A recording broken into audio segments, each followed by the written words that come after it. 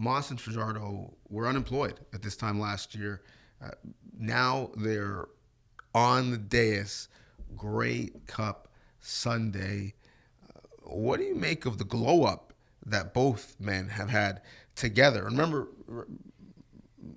when everybody was going after Cody Fajardo, Saskatchewan, Jason Moss, one of the few people who were like, no, this is the guy who gives us the best chance to win.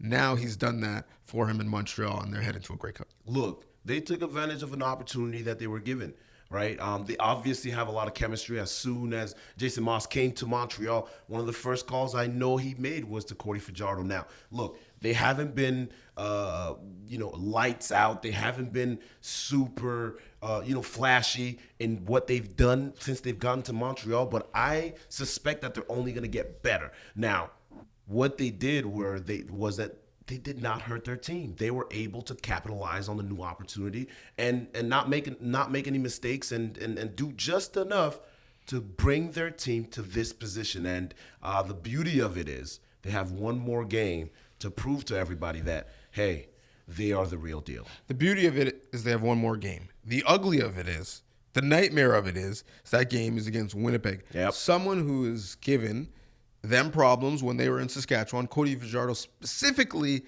has had real struggles getting over the hump against the Blue Bombers. Regular season, postseason has not mattered. And of course, that's the team he sees when he comes out east, when he sees in the Grey Cup. Could be his redemption song, if you will. But what do you make of the fact that he gets to see a team that he is real familiar with? I mean, he gets to see a team that he's familiar with, and I think that it's going to help him. I think they already know, both of those guys, Moss and Fajardo, they both know the Winnipeg Blue Bombers very well, and they know what they do best. And so it's still going to be hard to beat them. It's still going to be hard to put up a lot of points or put up some great stats and numbers for Fajardo. But the one thing that these two guys have, and I don't think that they've had, is an extremely talented defense and a very well-coached defense. And so that is going to give him a chance to stay in this game. That is going to be the biggest difference between the matchup that they've had in the past against the Winnipeg Blue Bombers. When you look at the QBs across the league, Cody's an interesting one because he's essentially neutral. It's not positive. It's not negative. It's just a neutral integer. If I look at Vern Adams, Bo Levi Mitchell, even Zach Collaros, the high-profile QBs, Jake Mayer, Chad Kelly this past week, they've certainly won games for their teams, but they've also lost some games for their teams. That's just how the position goes. I don't know if I can say Cody has won any games for the Alouettes, but I don't think he's lost any.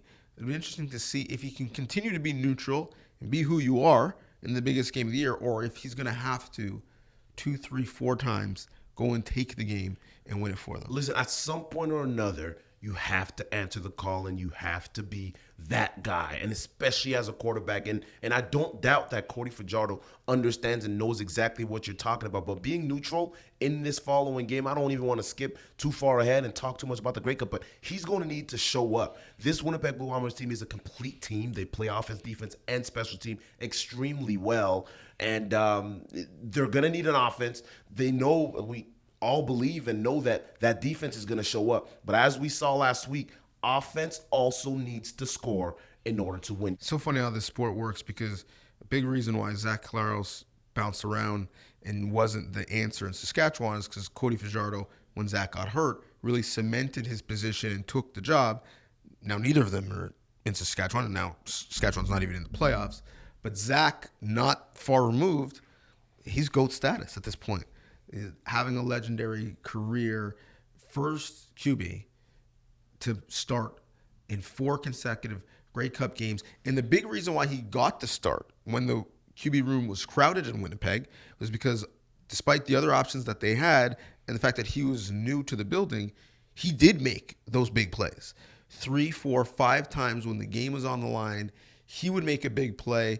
No matter how he played the other 60 plays, those plays ended up giving them momentum and were the difference. And now he's just playing, real lights out. But if he gets this one, where does he land now?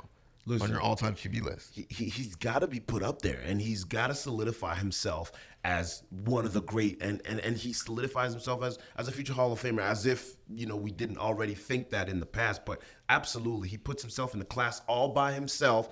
And I'll say three things. When you talk about 4 consecutive Grey Cup appearances, I'll say 3 words, actually. Not by accident. This guy's a guy that works hard. This guy's a guy that is an amazing leader. Beyond what he does on the field, he impacts this team in so many different ways. And I think that is one of the most impressive things about Zach Collaros. He works extremely hard. I see him in the offseasons all the time, and he rallies the guys. And one of his best attributes is the fact that he is so selfless. And you got to see it this year.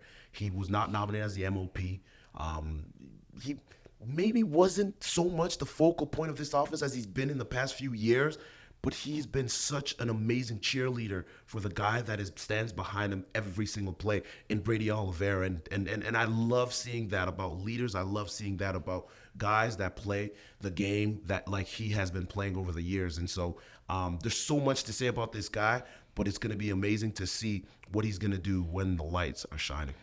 I think he's in that class. When you look at the top of the table, Warren Moon, Doug Flutie, Damon Allen, Ricky Ray, I think his name is among them on that Mount Rushmore, if you will. The crazy thing to me about his legacy is he actually left some food on the table in Hamilton. That's right. How many times did he get to the game close? He was a special teams penalty away from winning one against Calgary in BC. So close.